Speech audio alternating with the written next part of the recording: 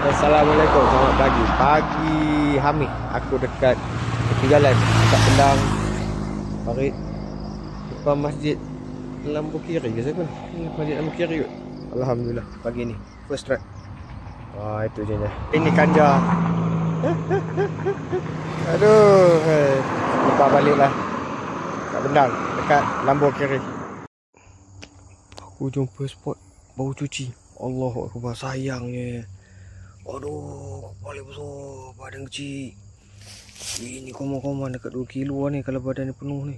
Aduh. Ini hasil yang ini. Sayang gon-gon kepala besar. Aku nak CNA bocat dekat parit ni.